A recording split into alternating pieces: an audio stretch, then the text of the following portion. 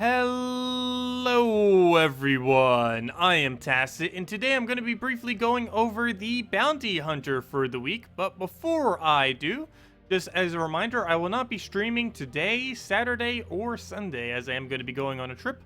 On each of these days, there should be a small video going up for all those days around 10 a.m. Eastern Standard Time, and it'll just be covering some various things that have recently come into the game, with of course right now being the Bounty Hunter. So with Bounty Hunter, of course, we have this once a month for Friday, Saturday, and Sunday. Just like many of the other events, plays out very similarly to many of the other ones as far as you would just go progress through them. If you're early game or mid game, you would stop around the area around the 5 to 8 and just kind of camp in one single location with 4. Or simply, if you go into later in the game, you normally camp on the last few on the higher ones, and it is camp whichever one of those is easiest. In this case, this week, it is 19 and 20. 19 is good because, oh yeah, I forgot, I can't click on any of them, no! But 19 doesn't have any of those annoying movement troops, whereas 20 does have movement troops. Basically, how I would say this is, if you own Trickster Shot, do 20. If you don't own Trickster Shot and you need to use like Mang or Yaogwei or something, do 19, and end up doing it that way. As it will be a lot more convenient than having to deal with 2 troops that will be able to move you on the final battle. As far as the rewards, it's pretty much always the same, other than the fact that it just has a different title like they've always been. As far as our specific rewards, might as well go and get them right now and see if we get any luck out of them before we go over some teams. And do we get anything out of them? No, pure awfulness, absolutely down the line. Hopefully that one later on will be not as bad. But yeah, the shop's still the same. You could buy up to tier 5 and simply use 1 orb on it and still get all the events done pretty easily. And that will also be all the way up to the emoji pack as well as the portrait. If you want to get those, of course, there's just the same cosmetic stuff they've always been. And of course, leaderboard is still the same it's always been as well as far as its reward tiers. As far as teams that you'd want to run, though, that's of course the main thing that you'd want to be considering with all of your choices here. So, for the earlier battles, as well, if you, for whatever reason, wanted to try running with 4 of the bounty troops all the way, which is technically possible, especially if you bought up potions. Not really advised to do, though, as it would take forever. But that would be the Corpse Mare, which you basically have to use as it's the bounty captain, so it gets twice the effect this week. The Tagraki Warrior, the Urskia Druid, and a Gave, because for whatever reason, there is still no good green bounty troop, so you just have to use that because it's the least worst one out of all of them.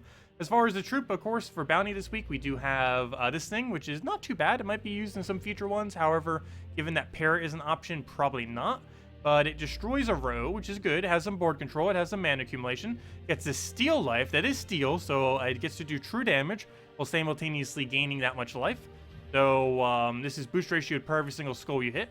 So if you end up hitting something like 3 skulls, that'll be 6 additional life. That you not just steal, or that you just don't do it in just true damage, but you also get to accumulate it as an HP gain for yourself. So yeah, something about like around a 25 or so life gain into true damage is not too bad. The actual amount of damage, of course, is relatively low, but to be able to gain that much life in the context of Bounty Hunter while simultaneously doing that damage is definitely not a bad mechanic. It's only 10 mana cost, so relatively cheap. It even has mana accumulation on its ability, so even cheaper if putting that into consideration.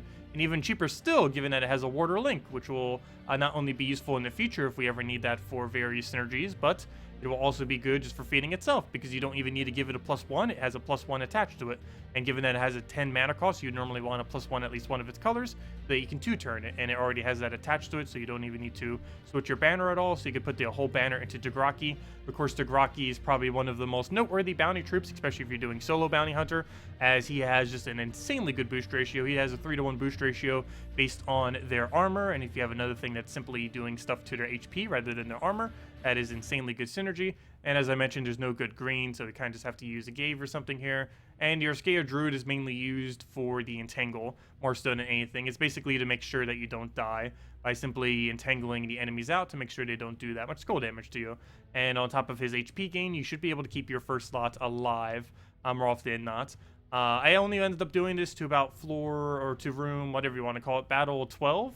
And then I end up switching to this team right over here, which is literally the exact same thing, except different hero class. Oh yeah, hero class. I end up using, oh never mind, there's no hero class. That's why I didn't go over it, there is none. But anyways, for the next one, obviously, all the change we do is put a Trickster Shot in last slot by replacing the Useless Glaive with one of the best weapons in the entire game. Unfortunately, this is an old event weapon, so we'll be showing another team as well. But as far as this, of course, the whole premise is Corpse Mare, just to tank and not die, as well as some board control. Tagraki Warrior, some backup damage if our Trickster Shot isn't already enough. Or Scare Druid for that Entangle to make sure none of our troops die, as well as feeding green, not just off its ability, but also off its trait into our hero. And then our hero itself set as Plague Lord. There's a couple of reasons for this. Since we're running it on Battle 20, the Battle 20 troop is going to move you from last slot to first.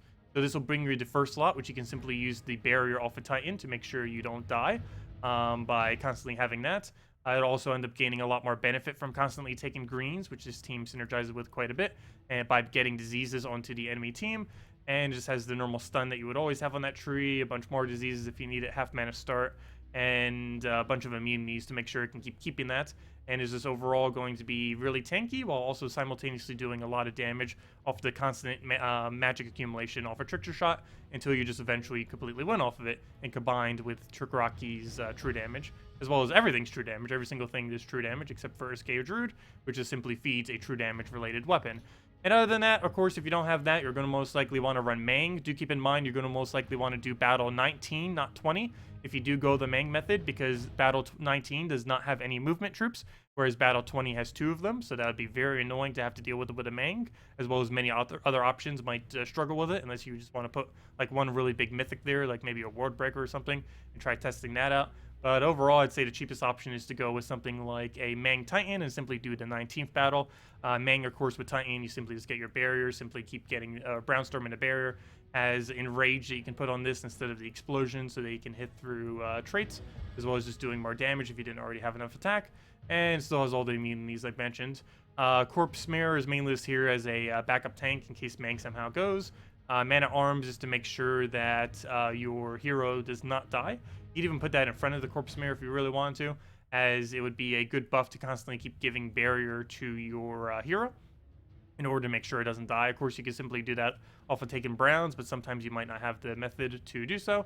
And of course, our Scare Druid, while it seems a little bit weird to use such a something that already covers every single color, it's mainly used, of course, for its Entangle to make sure that your hero does not die in case it doesn't already have barrier. And that's pretty much the main thing that you'd just be using that for. And even though it's completely blocked, assuming you have even the first potion, which you most likely do, you will end up having Enchant, and that Enchant will naturally give this thing full mana after 5 turns. And after those 5 turns, you'd be able to do that, throw it down, get your Convert, and just kind of go from there and kill everything out slowly with Mang. But yeah, just ended up doing everything with Trickster Shots. Ended up working out really well, very quick. I didn't time it exactly, but it was somewhere probably around 2.5 hours, I want to say. Somewhere around there. And yeah, pretty decent bounty hunter troop for once.